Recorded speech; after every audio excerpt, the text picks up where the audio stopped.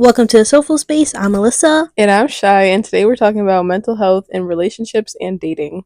But as always, we have 3 questions for our audience. First one, how would you consider your mental health? Second, is mental health something you pay attention to in a potential partner? And third, what mental health conditions are a deal breaker for you, if any? So I think I'll start right into it. I think my mental health is excellent. Okay. I don't think it's something that I've really seriously ever had to struggle with. I think I go a little cray cray in relationships, but as an individual, I think mine is a-okay. Me on the other hand, I've been dealing with mental health since I first became conscious in this damn realm. Fuck. And I became conscious in this realm at like 5 years old. Yeah, I wanted to like end it all when I was a kid. That's wild. Yeah, I was dealing with a lot. I've been dealing with a lot. So there was like points in time, like for me, when it comes to my mental health, it's like sporadic, for lack of better words. Like I could be doing fine, blah blah blah. Like this past few months, like 2 months ago, happy, chilling. Then last month, hit rock bottom. Wanted to end it all again.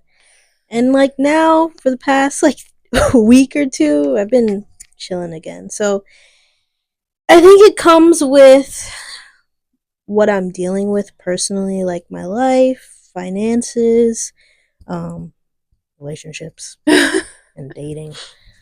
So yeah. Nah, I feel you. I feel like for me, like men stress me out, but as much as they not stretch,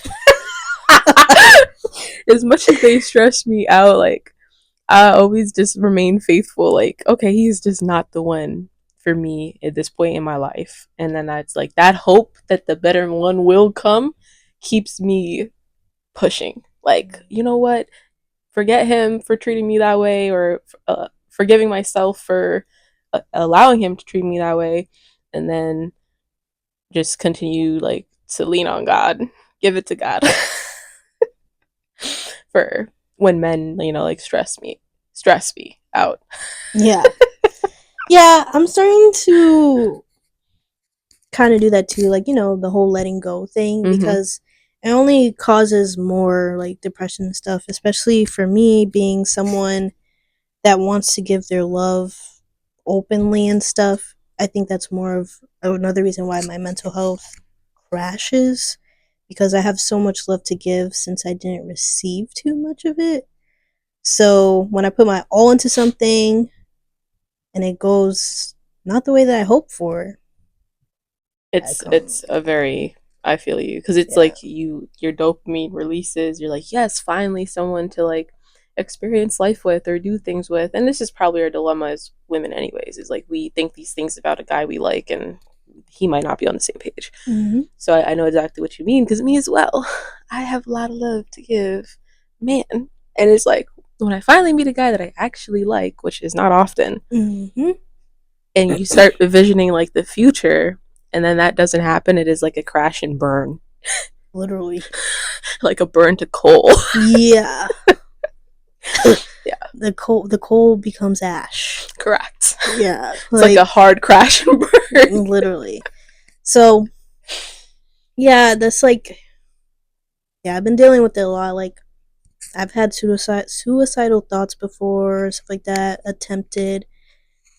I thought about it, and like when I was a kid, well, not a kid, when I was a teenager, I think I actually did die at a point. Oh. And I was thinking about that a while ago, because when I was in high school, the summer before my senior year, I did like this kind of like college program thing with my school, and it was cool. Like it's called Upper Bound. So for people that from commerce, y'all know.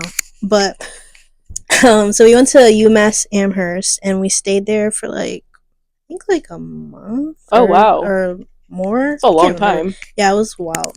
And like we'll be there all week, and then on the weekends we could go back home and stuff. Okay. Especially like if you had to work, you could do that. So we did activities there, stuff like that. Did like college to get like college, kind of like college credits in a sense, or just get the atmosphere of like what college would be like when you go. And we played hide and seek. Yeah, we played hide and seek. There was like, I want to say like 8+ of us there, so a mixture of guys and girls. Yeah. And these guys were standing on top of a tree trying not to get caught. And like I saw them, and it was like me and a few other girls behind me. And then something happened where a branch fell on me, and like it was all dark and stuff. And I got back up. Maybe I was just knocked out. I thought that was going somewhere completely different. I don't remember the whole experience. Like I don't remember if I'd like seen anything. I know like at a point I just was conscious again, and I got back up. My head started hurting. Oh damn. They were like, "Are you fine?" I think they were all scared that I was dead. But yeah. But I feel like, so for me, one time I was out in outfield and center field. The girl was in center field, but the ball was coming for the middle area. Mm-hmm. We both were looking at the ball, did not see each other. It's the feeling, it's so weird because you'll never know until it happens to you. Is when you get hit by something that you're not expecting. Mm-hmm. I also saw blacked out. I'm like, oh, for like a good, I'm like, what just hit me? Mm-hmm. That's what I was thinking the whole time I was down. I was like, what did I get hit by? Mm-hmm. But no, like it was bright as day. All of a sudden it was black. I'm like, hello? Yeah. Yeah, and then they were like I saw the branch next to me, and they were like all shocked. And I'm like, hey. Just got hit by a branch, and I survived. Yeah. Could have been paralyzed, but I'm alive and walking. Like, but yeah. Maybe I didn't die. Maybe I just passed out for a few minutes. But shit, felt like death. But yeah, no, I feel you.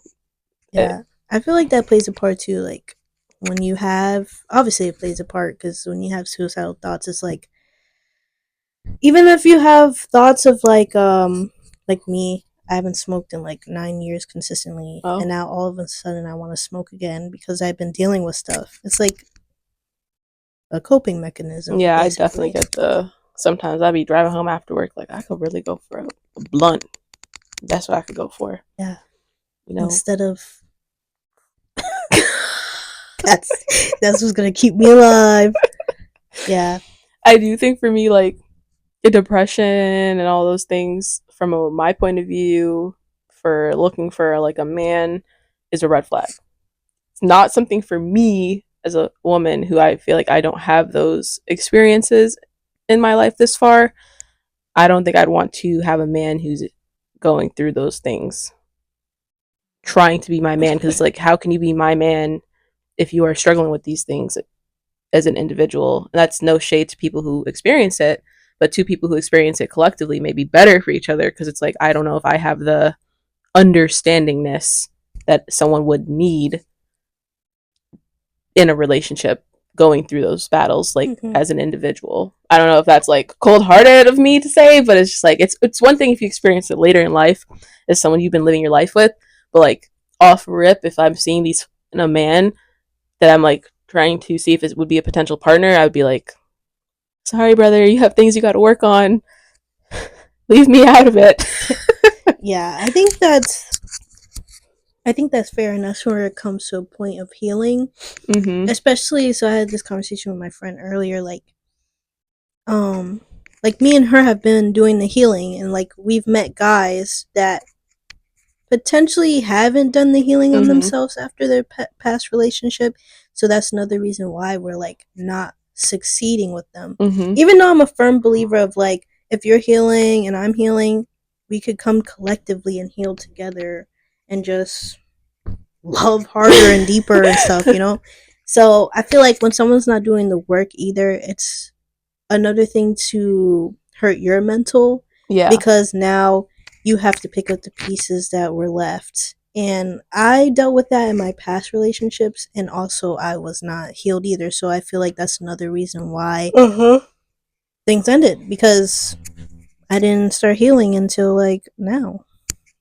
Yeah, and that's the thing for me too. It's like anxiety anxiousness, anxiety ness. uh for me it's like a huge turn off in a man or a woman, because it's like I don't understand. Do you ever watch Keeping Up with the Kardashians? Not Or really. the new season? No. Well, there's this time where they're supposed to go on like their family trip and take a plane, and like Kylie is just like, I'm not getting on that plane, like, because she was having this like such severe anxiety about flying, or the impending thought that something bad could happen. Mm-hmm. For me, I don't have the tolerance for it, because I'm like, what the fuck are you stressing out about right now? There's literally nothing to stress about. So it's like, I don't care if it's a little bit of mild anxiety, but when it's like that persistent, constant, it's affecting how you show up in a relationship, it's a hard pass for me. I'm like, no, thank you. Yeah. Yeah. Anxiety is something like, I don't get like severe anxiety, but like I can feel it sometimes, dependent on like, I don't know. Sometimes it's just like a hit out of nowhere, and sometimes it's like not even like something like drastic is happening, but I could just feel it in my body. I can feel it in my body too, but I feel like I get anxiety when a man is not my man and he's stressing out my nervous system. Mm. Like it's relationship anxiety. I never have anxiety in like a day-to-day life thing or worry or anything like that. Like maybe sometimes when I have to do like phones at work, I'm like, Yeah. I have a feeling this is gonna be a bad call. Like, Yeah. you know, sometimes I feel that, like that feeling of, ooh, I don't know about doing phones today, or I don't know about doing radios today, but like, so I have a little bit when it comes to working, but like not really. And then men who are probably not good for me that I'm entertaining. Yeah. They give me like that unsettled feeling, and I'm like, oh shit, okay. But like that, to me, that's a cause and effect. It's not something I experience every day. Only when that's my body's way of probably telling me that that person's not good for me. So, Which, back to intuition. Gotta listen to that. Yeah, but like relationship anxiety is like a real thing. Like, but I feel like people experience it more when it's confusion around the relationship. Yeah.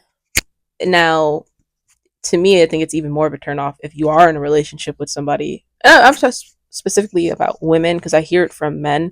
Is that, oh, my girl's is like really anxious, or she has like really bad anxiety, and she doesn't want me to do X, Y, and Z in the relationship because she's anxious. I'm like, that's just not fair to me, to the man. I don't really like that. I don't subscribe by that. So it's just like, I think people need to get their anxiety under wraps or check, and not try to let their worries or fears that they make up in their head dictate their partners what they should or shouldn't be doing. At that point, it's just like not having trust. Correct. Yeah. And that's how I view it too. It's like, if you're that anxious, it's a trust issue. Because why? But where's this anxiety coming from? Especially long-term relationships. Yeah, because sometimes, like, I know it's like trauma thing. So, like, if you haven't healed your trauma from your past relationship, then obviously you have to work on that. But like you said, kind of to like you dating this person, and all of a sudden they get anxiety. Sometimes it's like because this person is that person. If they are doing something, you could tell. But if it's just like you're just being a weirdo, then I think you just should be single and find someone that settles your nervous system. Yeah, and nuances, like for me, I'm much more fine with like a girl having anxiety or issues, because I'm much more, I feel like, able to calm her nervous system. But like with a man, him being anxious or depressed is fucking up my nervous system. So it's just like, so like with the girls, I'm much more patient and I can be reassuring for them and everything. But like with boys, it's just like, no. It's like, get your shit together, bro. Yes, I know it's like really bad to say, obviously, but like, you know, if it was my man and I'd been with this man or something, like, and he had, was starting to experience anxiety because of outside factors in his life, I think I could be fine with that. But like if I'm meeting someone off rip, if I sense it, see it, and it's very obvious, I'm not gonna entertain it. Mm-hmm. It's just like, nope, not the one for me. Yeah. I feel like that could help, dictate who you see as a potential partner with having that experience. Yeah. I mean, men's mental health still matters. Yes, it does. It does matter. But I don't think there's anything wrong with having, like, intolerance to it. I feel like society has made it, like, this normal thing. But it's just, like, I just feel like not everyone has these things. Because I feel like I don't. So it's just, like, I need someone who's, like, regular. Regular is crazy. Nah, but I get it. Because, like, people self-diagnose themselves because they read up on it, and it seems like when we read things, we like just resonate it off rip, but obviously you need like a actual professional opinion on that. And I think anxiety is a feeling that is a human experience that we all feel or know the feeling of. But as for like depression and shit, like, get help if you're depressed, like that bad, you know what I mean? Like some people are high functioning depressed people, some people like are sad and like cry every second they can or don't mean to. Like that's a different thing. That to me is like sadness. If you're just crying, I've met people like that too, just cry. I'm like, are you okay? Like, yeah. Like they just can't contain the overwhelming feeling of when they get a little bit angry or upset, it's just cry. So like for me, that's like something to pay attention to, and I'm very tolerant to it for women. Like, cool with that. I don't know. It's a girl thing. Yeah, we're for the girls. And then the thing that I'm not tolerant to with girls is neuroticism, psychosis. I'm fine with their delusion. It's the psychosis for me. Have any friends who have ever been a little neurotic? A little psychotic? I mean, some of them, but I think it like depends on the situation. Yeah, when I was younger, there was one of my sister's friends in particular. She was very, very neurotic, psychotic, like crazy. You just could never predict her next move. like she stressed me out. Like she was a great person, but she was a little wonky in her delusions. Like kind of like they were so delusional, but she started to believe them. So it's just like, whoa. So she like acted on it and stuff. Yeah. Yes, she was a little wonky, we'll say. So I'm anti-psychosis. I'm anti-neuroticism. Neuroticism? I think neuroticism. Yeah. I've never seen a man be psychotic like that or like neurotic like that. What about you? I think I experienced it. Shit. You think you've been a psychotic or neurotic? What? I think he's both. Oh, okay, got you. Yeah. Yeah, I don't know. Yeah, that's to me that's scary behavior, because once you start living in like your psychosis becomes your reality, like it's you got to come out of it. Yeah, cuz like he would think that like I put like magic on him and stuff like that, or like I have a secret motive, and it's like that's a great example. Like, bro, I don't even know what you're on right now. I'm not even. What makes you think that I think that far, that I'm gonna have this motive that I'm just gonna grab you up because I want you and I'm gonna try to destroy you? Like, yeah, that's a perfect example of when people start to believe something about the person they're with or that they're seeing, how they'll like create this narrative and you cannot tell them that is not true. That is living in their like yeah. Like, dude, okay. Like that's That psychosis is like believing in some crazy shit you made up in your head, and that's just the truth of the matter. Like, that's crazy. Like, bro, what the fuck? I didn't think of no dark magic to put on you. I'm not putting no spells on you. Like, Yep. One guy I was seeing back in 2023, he hit me up like 6 months after the fact. He's like, "Did you put a spell on me?" And I was like, "What makes you think that?" He's like, "I can't stop thinking about you." And I'm like, "That's just me, baby." Like, yeah, like that's just my power. Like, yeah. You know what's crazy? I literally watched a video on TikTok where this girl like literally said, you tell a guy that you're spiritual once and he thinks that you're using witchcraft and blah blah blah to put spells on him. Like, no, it's just me. Like, you just fell in love with my personality, how I look, I'm beautiful, blah blah blah. Like, that's just all. That's what it is. I don't need no spell. Correct. Like, it's just the energy, the frequency, fucking with that. So yeah, no, for real. So I think that's hilarious. The guys be out here so down bad sometimes that they think we did something like to manipulate the energy that now they're living in. Yeah, like, no, bro, it's just you. Whatever you got, whatever screws is turning in your mind. Cause I don't know what's going on with that.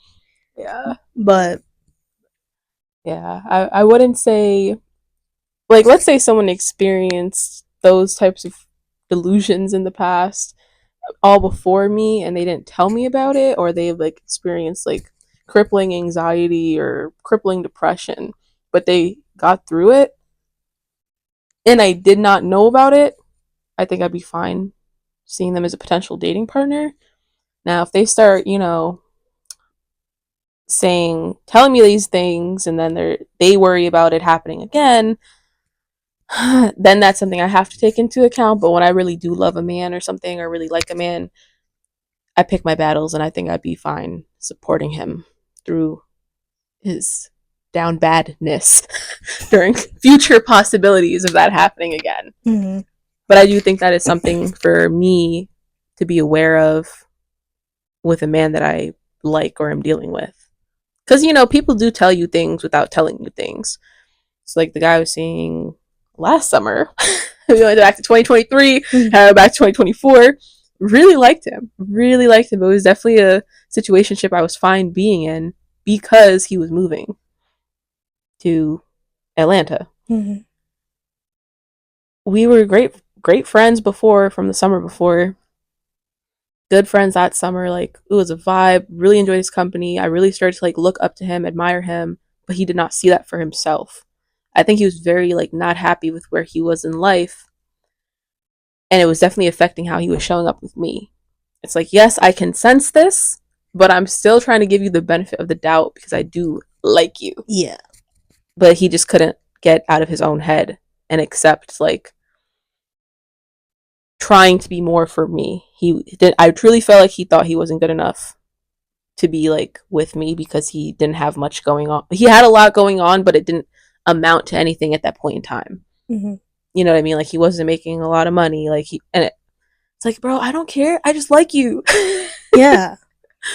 So it was just like that. Like, for me, it's like when it starts to affect how a man is showing up with me, I have to walk away, because at some point it's just like, you're telling me this now. I'm going to play myself if I don't listen to you. Yeah, because then it's just going to drain the life out of you. And I am speaking from experience. Correct. So it's like that. And then, what about, have you ever met anybody schizophrenic before? Honestly, I don't really think so.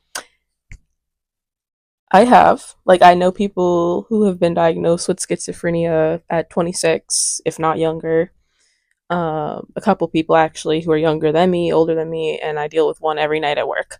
He calls us about 20 times a night. He's hilarious on the phone. Don't get me wrong. He is so funny. But like, to me, schizophrenia is the psychosis to like now their actual just reality.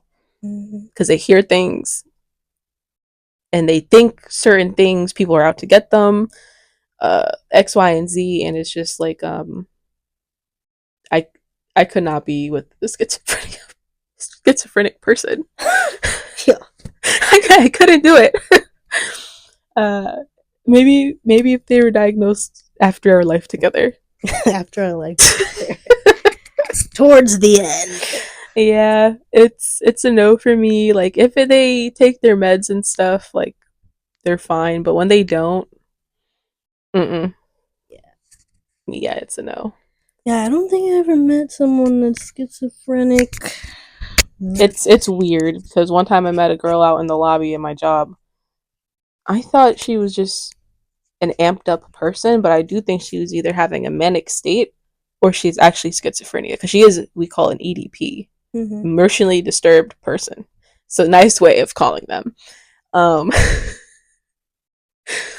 When I tell you she called back, she was crazy, and I was like looking at her and treating her like a regular person, and she was not. I'm like, wow, I just put myself at risk going to talk to her because she would not let go of my hand. She made up a whole lie about her job. Her grandma's just sitting in the lobby like, but her grandma knew she was lying. I'm like, oh, that's crazy.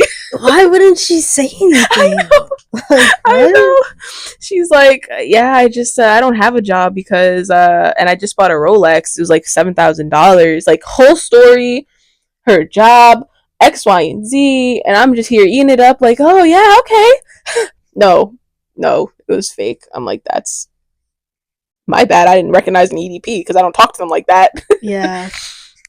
Yeah, I don't think I've had that experience. It's weird. Like weird to your reality when you entertain someone's delusion because you don't know any better. Like how would you know that they were lying? You wouldn't. And it's like, oh snap. Yeah, especially if they're like a stranger. And I never we didn't get to be introduced properly. I'm not gonna. No, you wouldn't know. It's just like, oh wow, holy cow, holy smokes. So, trying to think. For men, a hard pass for me is narcissistic personality disorder. Like, if I see those signs on a guy, I'm not getting another text back. To me, they're dangerous. Another text back. They're dangerous. So for narcissistic personality disorders, inflated sense of self, men who believe that they're very entitled to, like, let's say a woman's time, body, response, whatever, just thinking like that she has to respond, I guess, or do what he's asking of her because he might try to sweeten her up first and then get her to do what he wants. It's like forcing the will he wants out of her onto her. Sometimes you don't even recognize you're dealing with the narcissistic person either. It's a high sense of importance, disregard for other people's feelings, and cannot handle criticism. But like if you know a guy who's like that, probably a narcissist. Yikes. Very narcissistic. Yeah. I've met, I think, a couple, maybe 2 or 3 narcissistic dudes before, and they're very toxic because they can't help it. We say one of them I met while I was working at Amazon. He was a Capricorn. That man was toxic. He would be so nice to you in person. The second you were talking to him on the phone or through messages, nasty, absolutely nasty to you. It was so confusing. I'm like, hello? Yeah. I feel like they play the part well, and then they make it seem like it's you when it's not you at all. Yeah. It's them. Master gaslighters. Master manipulators. That too. Yes, they are. Because they're definitely trying to get ahead and use whoever they need to use to get ahead in their life. Oh, yeah. Definitely my ex. Yeah.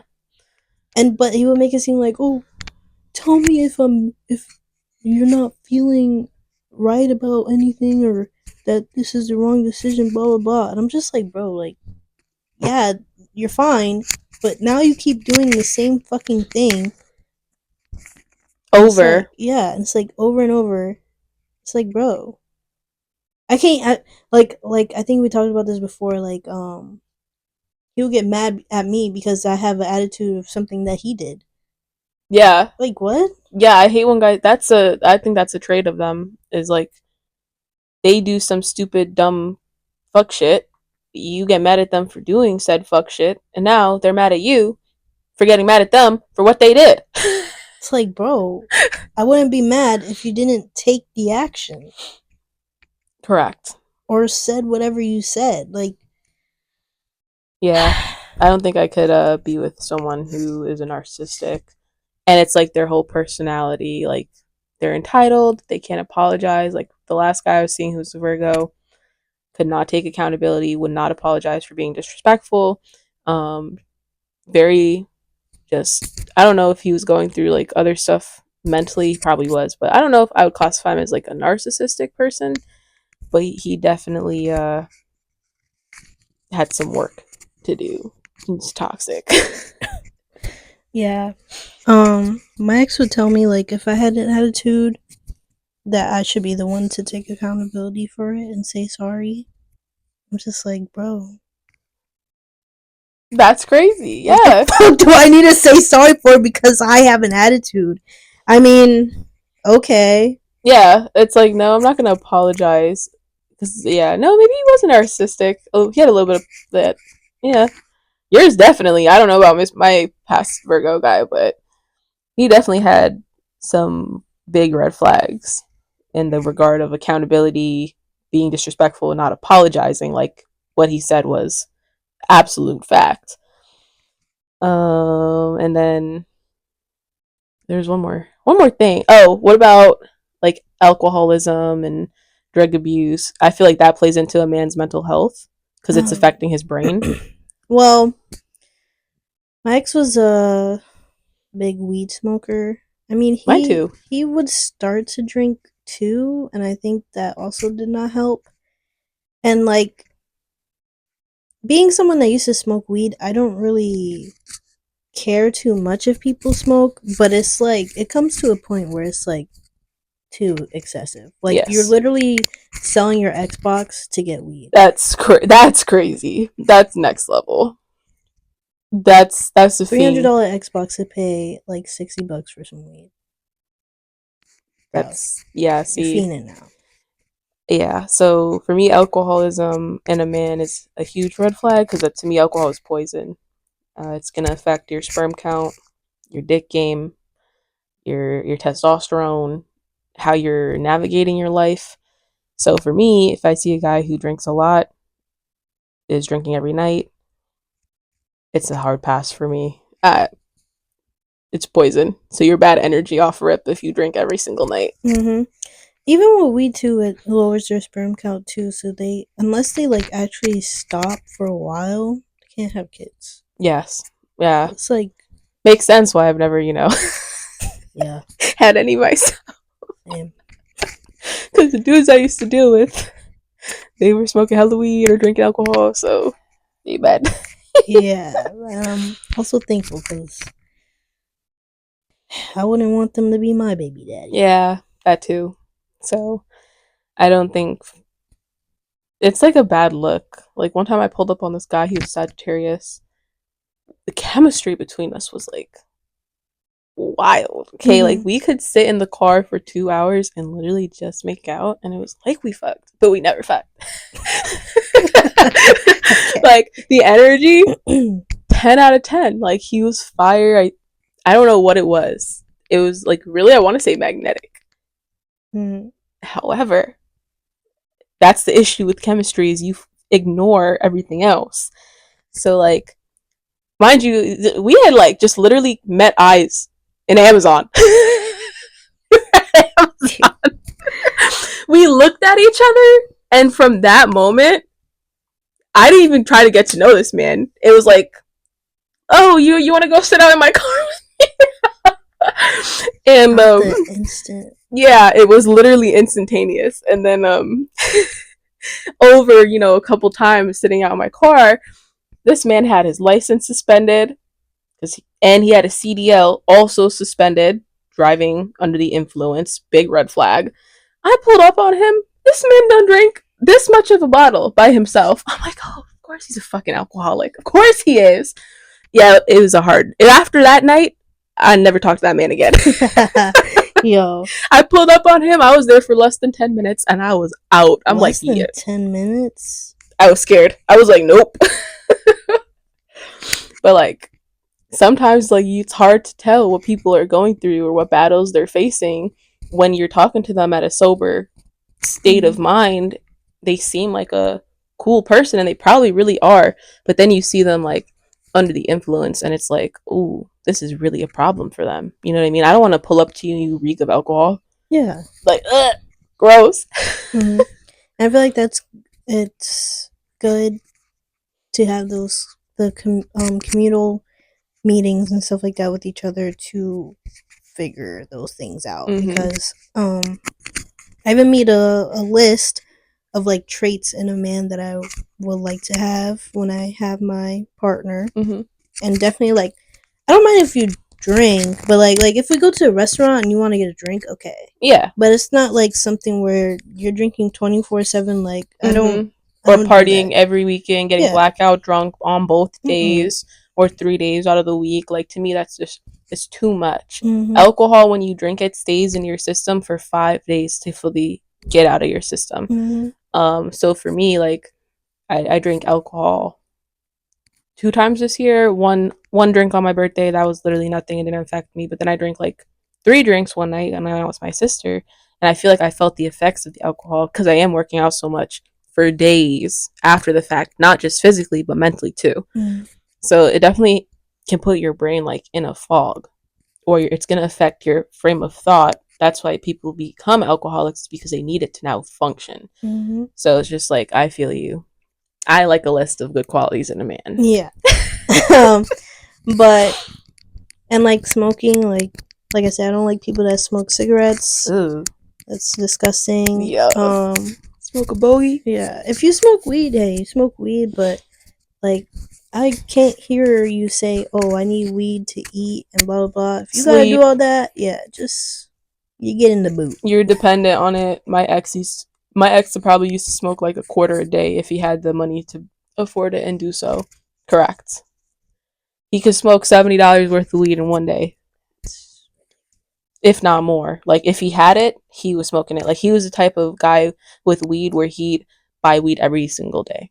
Him and his plug would see each other every day. $20 here, $20 there. It's like, and in my brain back then, because I was 18, he was 32. I know. In my brain back then, it's like, because it's how I used to meet, because I used to smoke weed too. Why would you buy $20 of weed every day? Because 7 times 2, that's $140. Why wouldn't you just buy a half one time a week? Because if he had the half, he would smoke it all in 2 days. Like, that's why.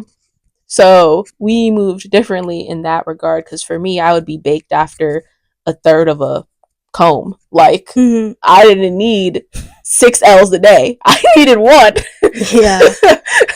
That's ridiculous. Like, 1 at night, and I'd make it through maybe half if it was like a session or something. You know what I mean? And then my ex, he also used to smoke with Font. So to me, that's a whole other addiction on its own, because I always smoked healthy, and it's like, that was weird back in the day. Everyone was like, you just smoke the flower? Nah, I don't believe you. And I'm like, yeah, I just smoked the weed. What else would I be smoking? Yeah. So like, he needed that in there too. So he didn't like what I was smoking because I didn't have that in there. I don't really like what he was smoking because he had that in there. Yeah, because the grub and stuff makes it like too spicy. Correct. Like, bro, I don't want to be overly coughing. I'm already coughing as is. What the fuck? Yeah. So I would smoke his grabba font nonsense every now and again, but like, it was just like, no, I don't want that shit in mine. It's not good for you. So yeah, I think those are like mental health related issues. Like, you're running from something if you're always in an altered frame of mind. And it's like, what are you running from? They're running from reality. Correct. And I when I be wanting to smoke, it's an escape. It's like, I can go be spiritual and not have to worry about life. But that's the thing too. It's like, especially with weed, it's supposed to be a tool to heal you, not to suppress what's going on. Yes. So even if you use it as a like escape, as long as you're putting the intention like this is gonna benefit me, not destroy me, then yes. But now that people are making it into like an addiction thing where you're smoking a half every day or whatever, it's like, bro, like something's really wrong with you and you need to figure that out. Yeah. And it's like for me, like I have to take that and be like, well, I know I want a bunch of kids and a man to like father these children.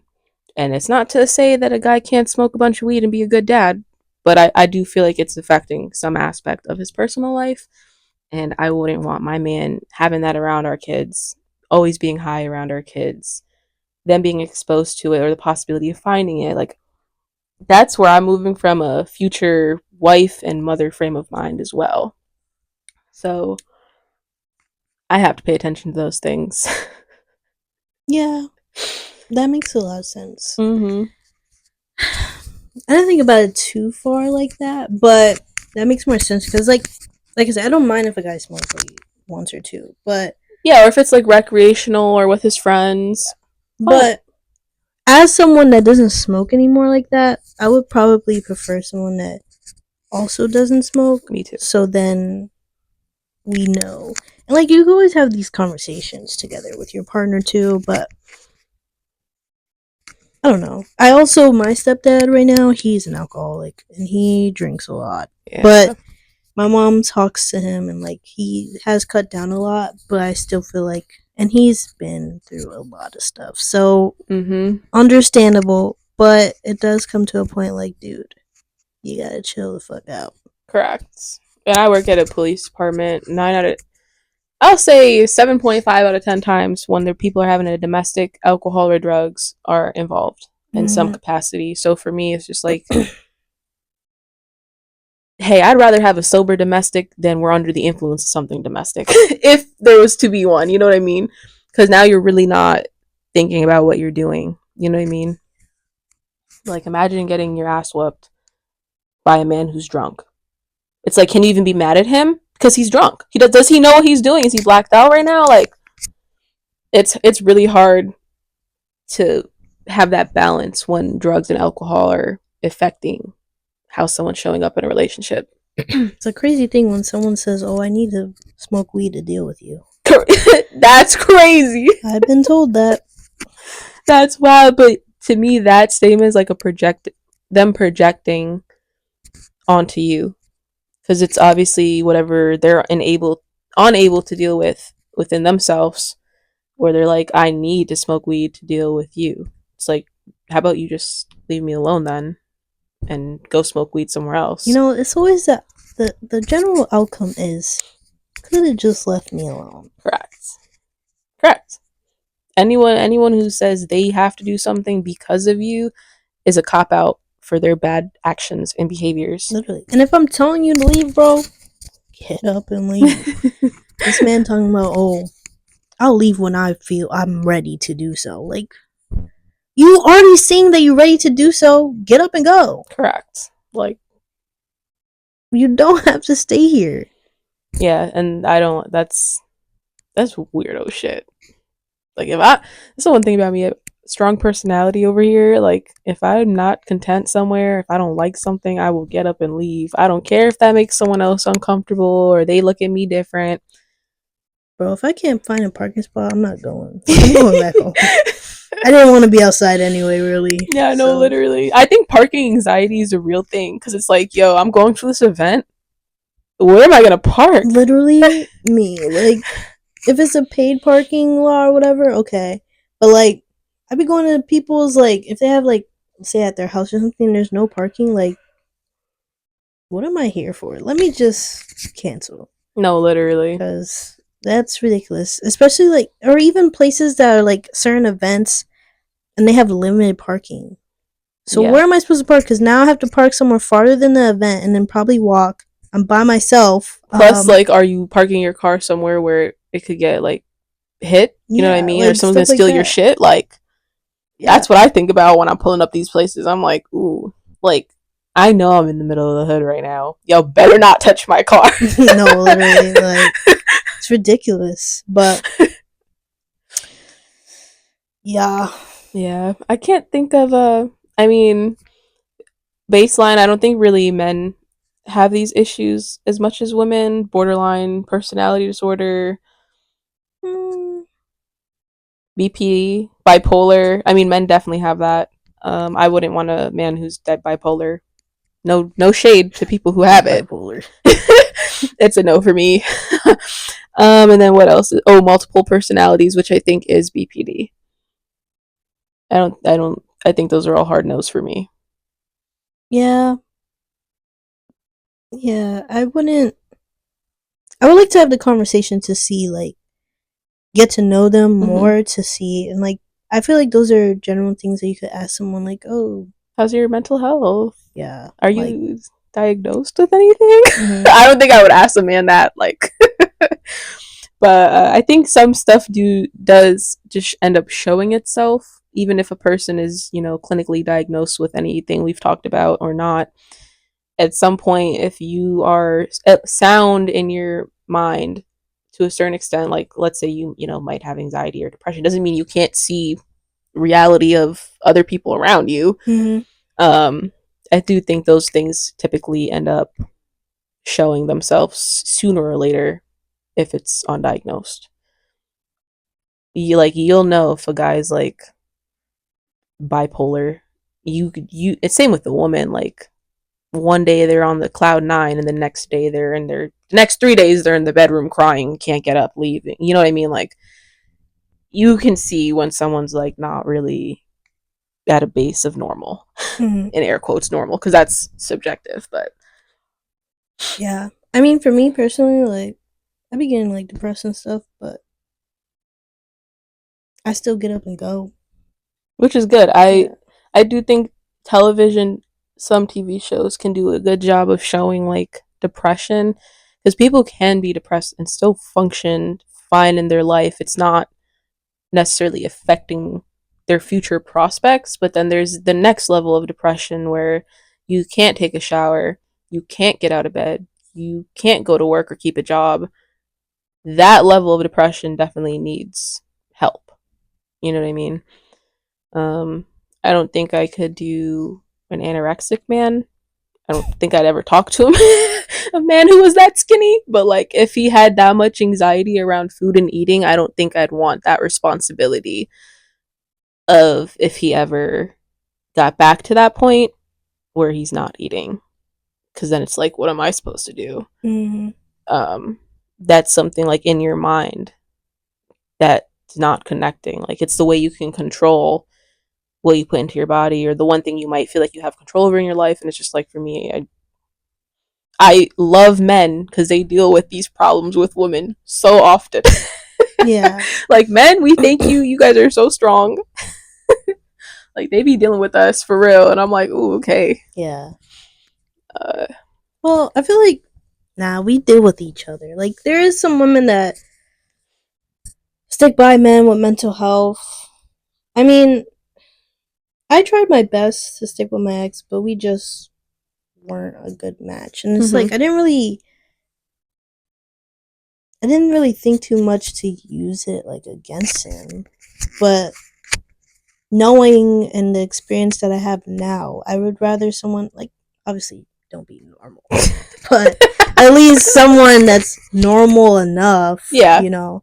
because again, like, I could deal with depression or stress, and like sometimes I don't want to talk about it, sometimes I do talk about You it. mean as an individual or with your okay? As an individual. No, my ex made me depressed for, like, And that's yeah, like, that's not good. Like, yeah. that's bad energy that now is affecting you. Like, you know what I mean? Like, Mm-hmm. so you can recognize that. That's how you heal.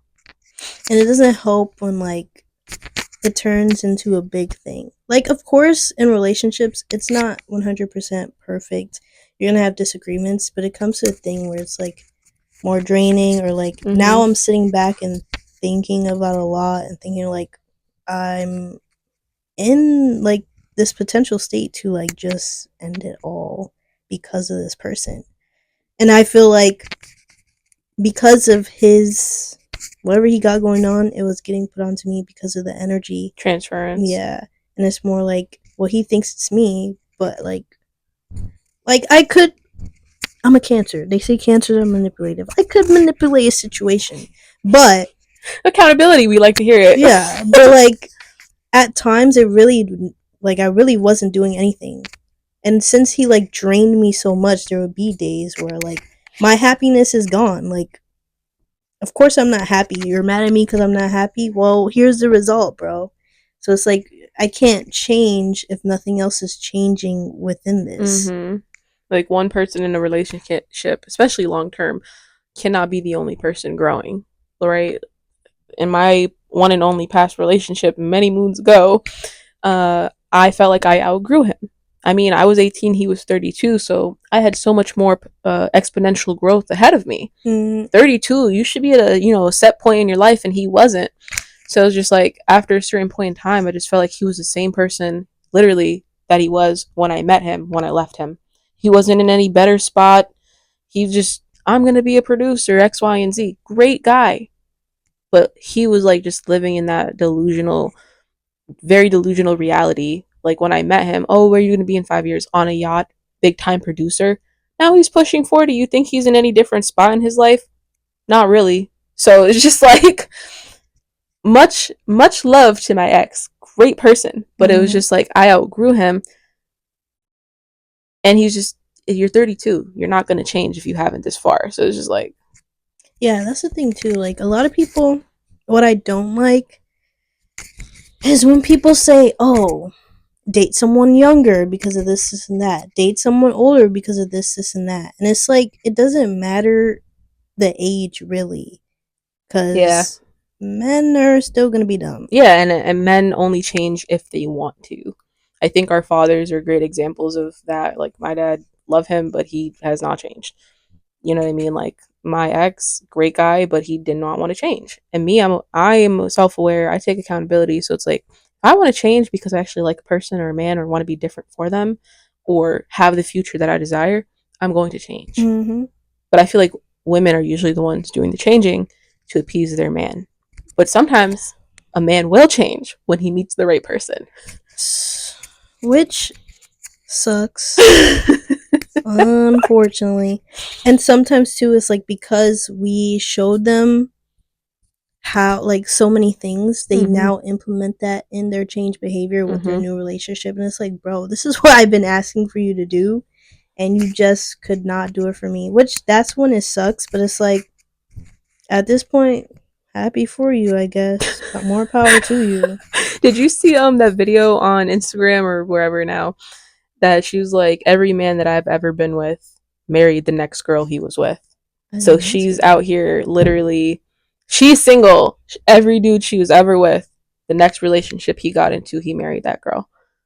So it's like, that's, to me, is wild. Imagine like a man not making you wifey, or you're making these men better men for the next bitch. Well, you're going through trials and tribulations with them. It's like literally, like, why am I going through all these trials for me to? It's like always like we go through these trials, right? And then we just decide, you know what? I'm not gonna do this anymore. And then here comes the dreamboat or whoever. Finally, like, bro.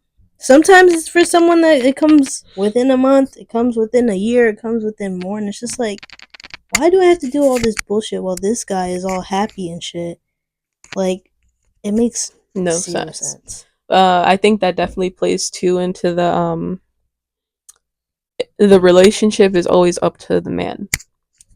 And I just like, damn, I can't even disagree with that sentiment. Like sometimes I feel like we push our will onto guys who have no intention of making us what we want to be with them.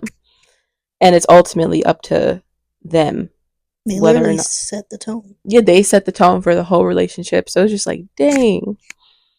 Because people, I think I mentioned this before. I think I mentioned it in our first episode. Like I said, like everyone says like the woman's the prize, but like I said, we're both the prize, the man and the woman. And like I mentioned before, my dad, me and him were having the conversation, and basically men do dictate our relationship because, again, they're the one asking us to marry them and stuff like that. Like, they're asking us to be their girlfriend, or will you be my girlfriend, or can I be your boyfriend, blah, blah.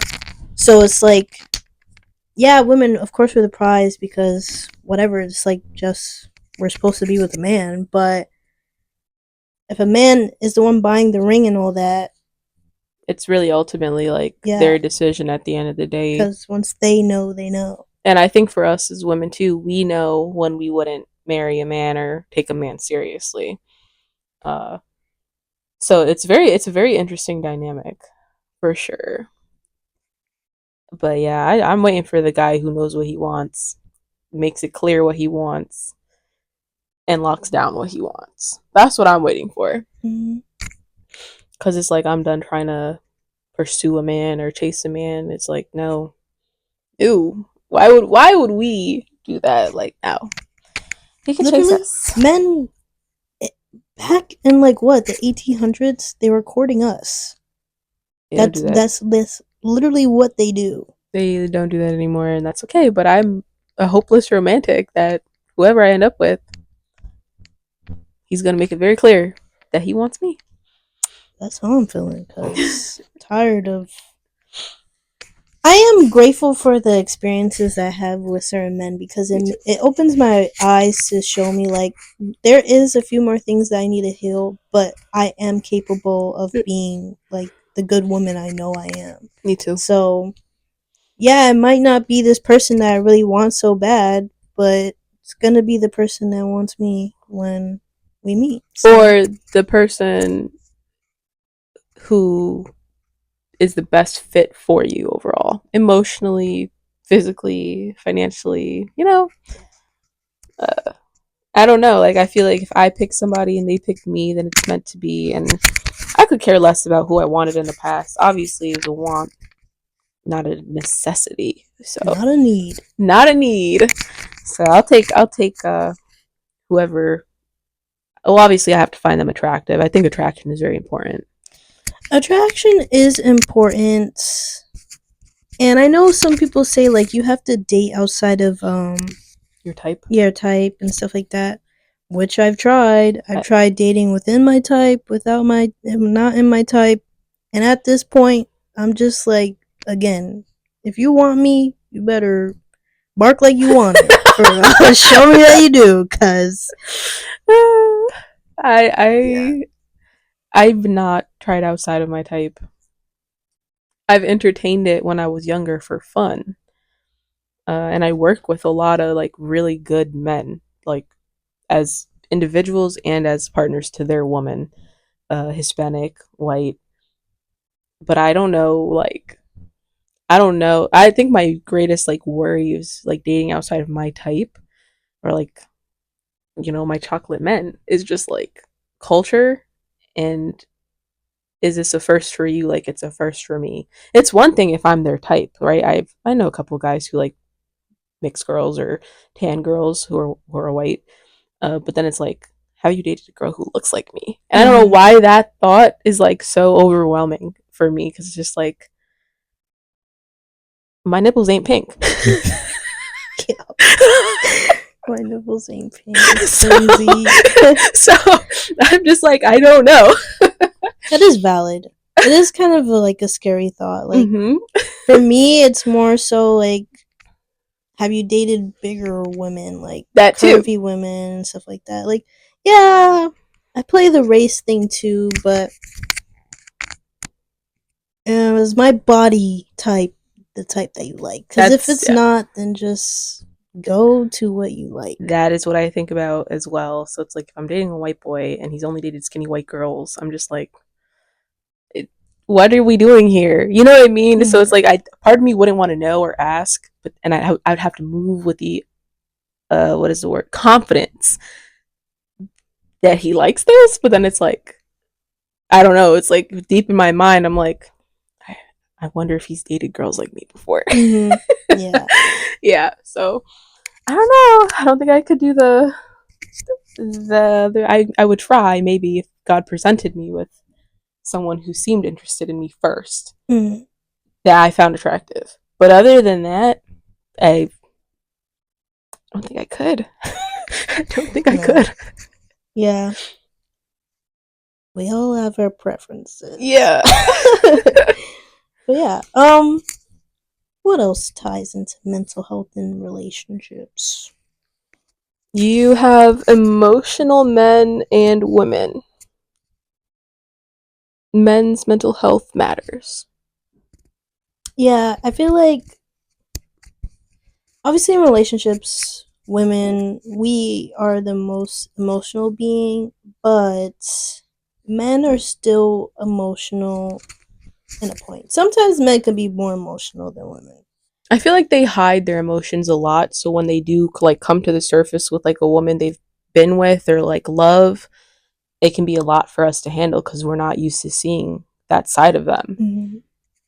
And it's like it could either be like a turnoff for a woman or let me comfort this man in this time of him actually displaying emotions that I've never seen before. Mm. I feel like I'm more so of the comforter because, like I said, I don't mind a man that's emotional because then it just shows me like you are comfortable enough with me to present those emotions to me. I feel you. I like a man who has emotions. I don't want the nonchalant, which I think we talked Yeah. about. Um, but I don't want a man who's emotionally reactive because I do believe a man will tell you the truth when he's mad. So if he's mad emotionally and then he's saying crazy disrespectful things out of his emotions, I have to take that That's the truth. as a truth. Whether he's saying it emotionally distraught or not, it's just like a man who loves and respects you, even when emotional, isn't going to disrespect you. So there's like a fine balance, I feel like. Because like I know when I'm emotional, which I'm very detached because Aquarius moon, I would never disrespect somebody that I love or am with in any crazy type of capacity. I mean, even at all. Because it's like I'm aware of my emotions. I'm not going to blow up on you and call you out your name and bring up stuff you told me in confidence and throw it back in your face. If a man ever does that to me, it's a deal breaker.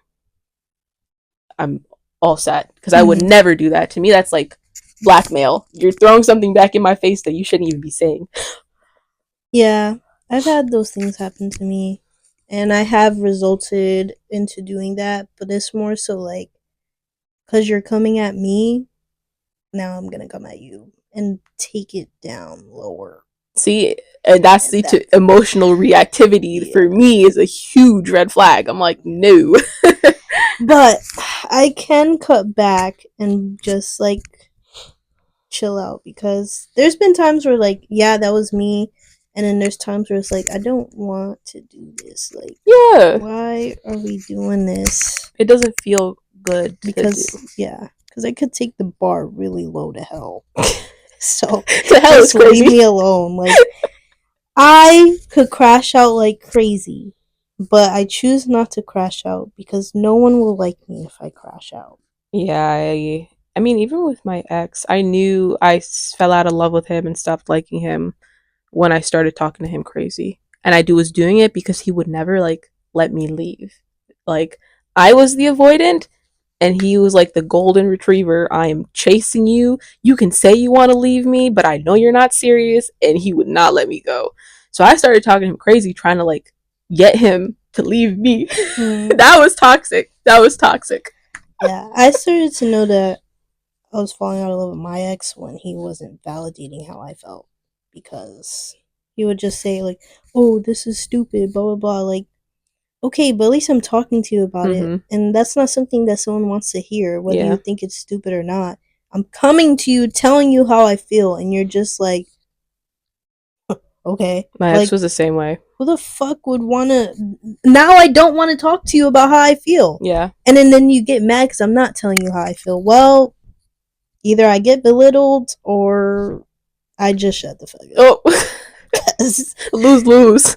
I literally could never win. It's like, bro, like that's why when it comes to Mr. Capricorn, like when we were talking, if we had something to talk about, he would listen and be understanding. And that's something I am now looking for and not feeling invalidated. Like he said, like, my points are very valid and he understands how I feel. So now I could carry that on to a person that is for me and see like that is something that I don't want to say I require, but something that I am now actively you need. Like, you need it. I mean, it feels good.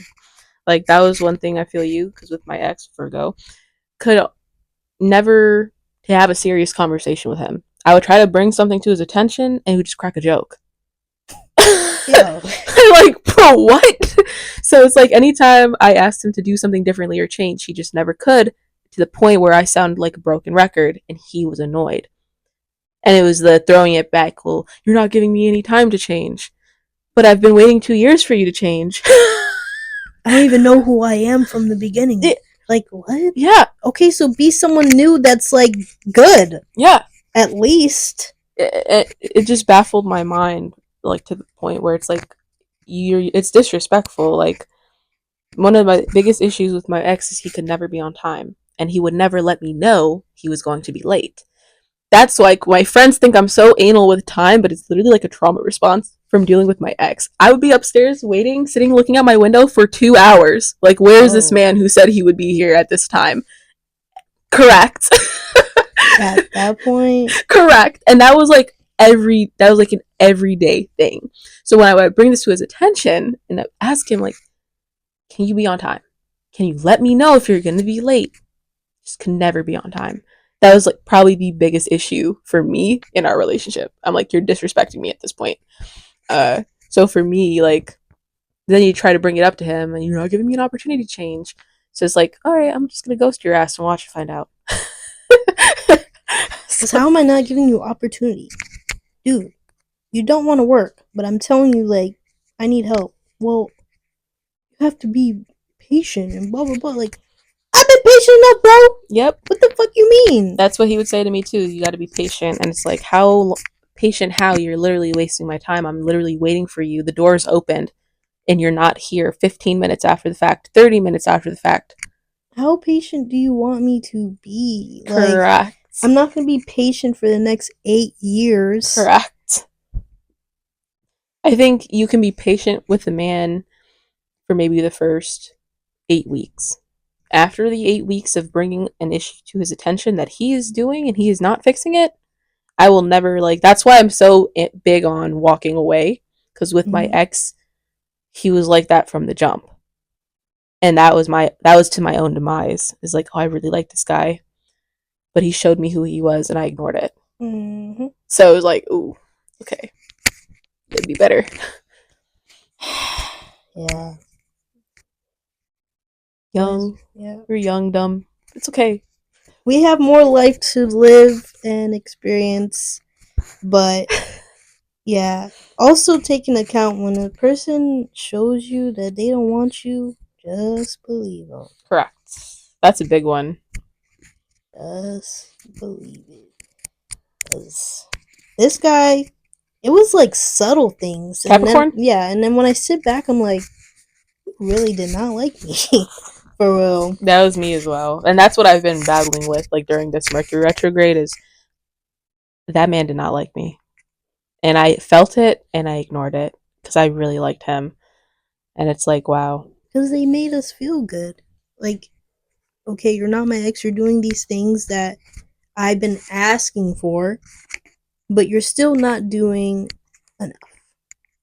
And it's like, I'm giving you grace. Correct. But too much. Yeah. Too much grace. And you just keep doing things that's like, all right, do you like me or what? Why am I confused? I should not have to be confused getting to know someone. Of the same notion now. Sometimes I feel like, though, like, God or whatever you believe in, the universe sends you reminders, right? You might not have experienced something for a while, you forget, and then you get that experience to remind you, okay, I'm not going to make this mistake again. Until 4 years passes by and you do it again. But I think that's the obstacle of, like, learning. Like, our life is not a straight line, so we're always going to go through something. And I feel like that's why when it comes to relationships and you build certain things, like, we all want our relationships to be healthy. That's the main goal. Oh, some girls like the toxicness. They want that. That's because they're dumb. Yeah. Well, they haven't learned. They haven't healed. Yeah. The healed wants a healthy relationship. Let me clarify. Yeah. Okay? Yeah. I want a healthy relationship. I've been through enough. So that is my goal. Like, to be in a healthy relationship where we're building each other. Again, I don't expect 100% perfection. Like, you do not have to be perfect. None of us are perfect. We're not supposed to be made perfect. We go through trials and errors individually and in a community. So yeah, some people want perfection, and it's like, that's never. The perfect being would just be the perfect being, and we wouldn't deal with the bullshit that we're dealing with. And so, forgiveness is very important. Yes. So being able to be forgiving, trusting, and stuff like that, like, that's what I look for. And I look for, like, we respect boundaries and just have conversations. So you're still gonna get to know your person until, like, what they say, like, forever, basically 2 to 5 years to fully know someone, I think. Yeah. And, like, yeah, I know, like, we ask each other to be girlfriend and boyfriend or whatever early on, but I think for me now, I'm at the point where after 3 or 4 months, that's typically when I know if I would commit to a man and be with the man. And I do believe for men it's the same. So if a man does not make me his girlfriend after 4 months of giving him consistent time, I literally walk away. I don't even put the ultimatum on the table. That's just a standard for myself that I've set. Like with my ex, I gave him the ultimatum 7 months in. I was like, look, if you're not going to be my boyfriend, you're not going to have access to me any longer. Should have never did that. And that he wasn't prepared to be a boyfriend. He just didn't want to lose me. So, 7-8 months in, we're finally in a relationship, but nothing has changed. I just have that's my boyfriend type shit. You know what I mean? So I make it clear to a man, I'm looking for this. If you're not looking for this, X, Y, and Z, I give them 3 to 4 months. Nothing longer. Nothing further. Yeah, I need to start acting on that. It just sucks, but sometimes it's like you're settling for less after a certain point in time because men do what you allow. And like with the last guy I was seeing, like, I feel like it was the trustingness of him was to my demise because I am a trusting person. Like, I trust you until you give me a reason not to. And after you walk away and rekindle so many times, you lose trust. Any man I feel like who really likes you isn't going to go 2 weeks without talking to you. Because that, to me, there's somebody else. Shit. Man was going a whole month without talking to me, so. Yeah, same. So it's just like, if we're going this much time, to me, someone else has your attention. And you don't really like me.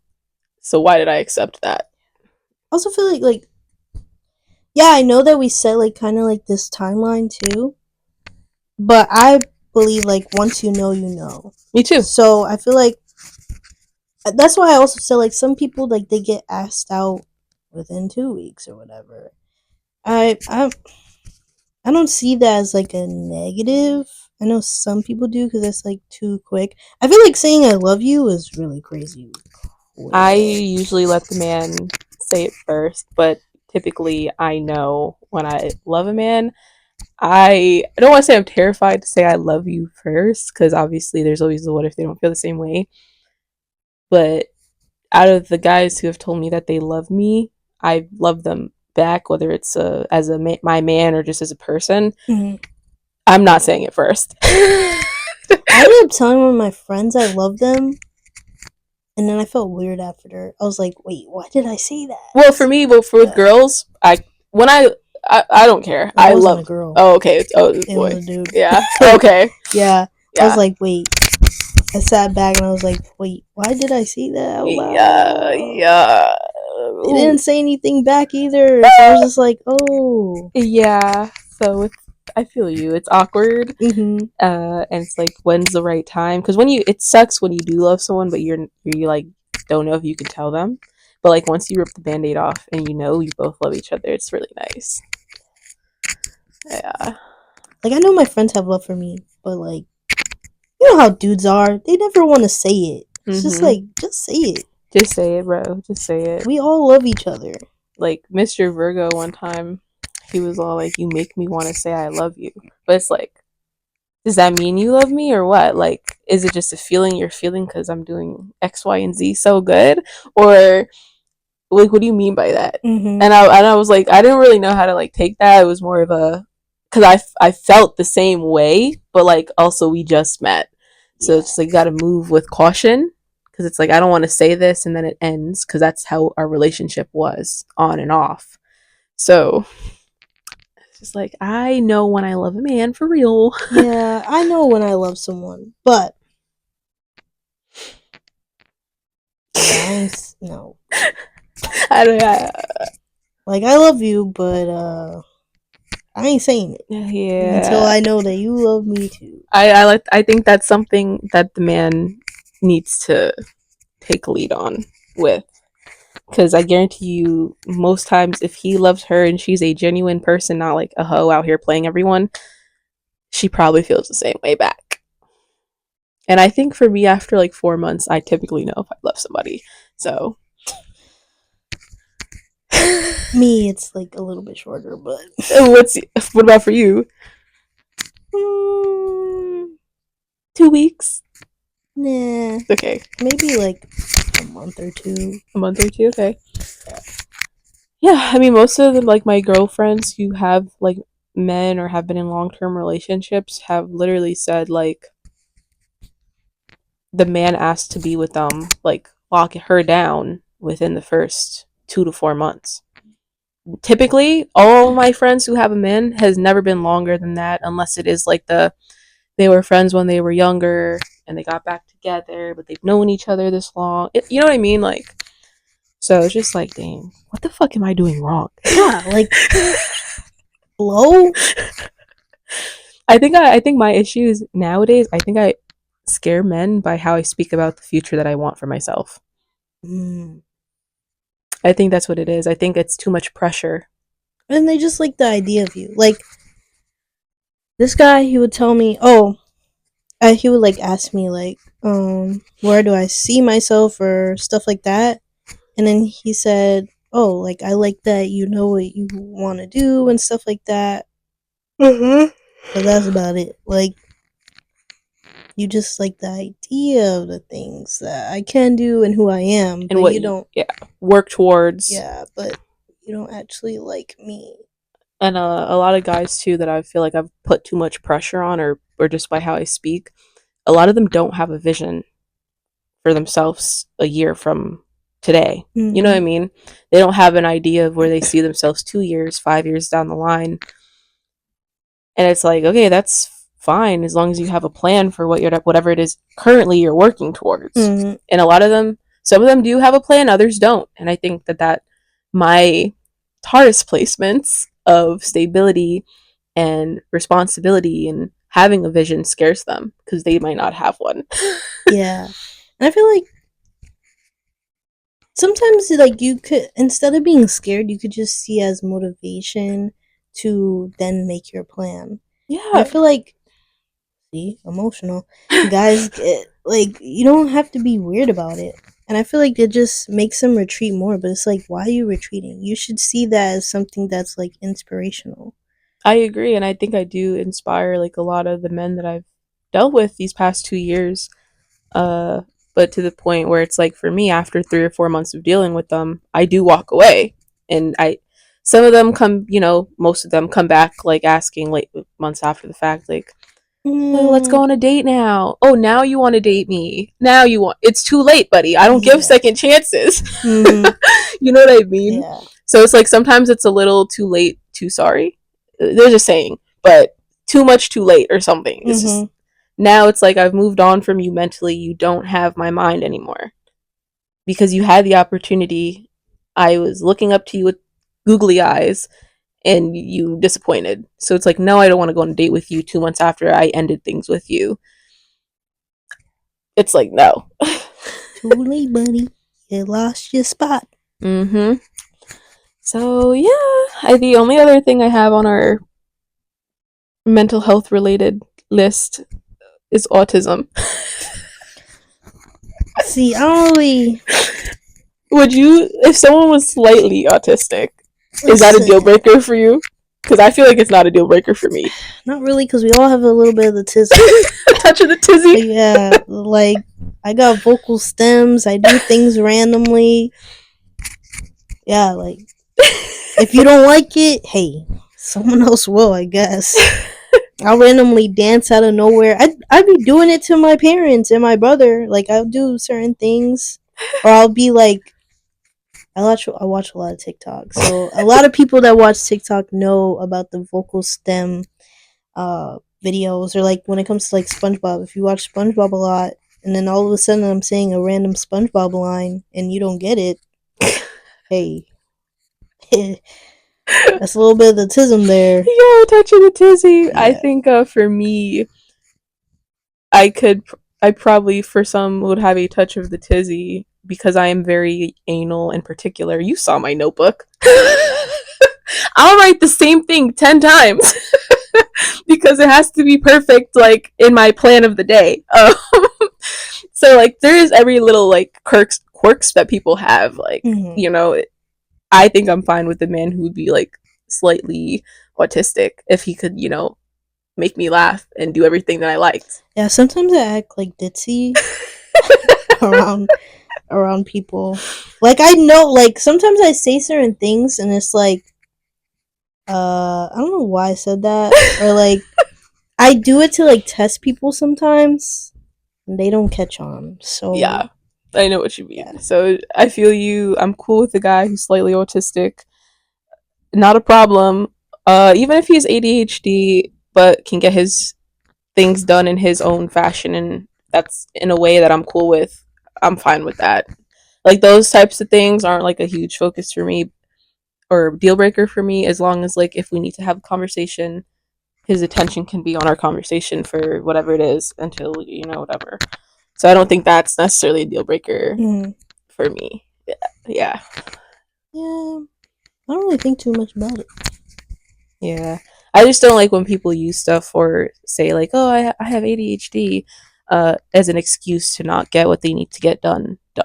I don't like that because it's like if you think you have that, go get what you need to take care of that. And I know girls who finally got diagnosed with autism or ADHD, and they say the meds that they did finally get have like tremendously changed their life around. So it's like for me, if you think you have these things but you're not able to get stuff done, please go get it taken care of so you're able to. It's fine if you just say I have ADHD and get your shit done.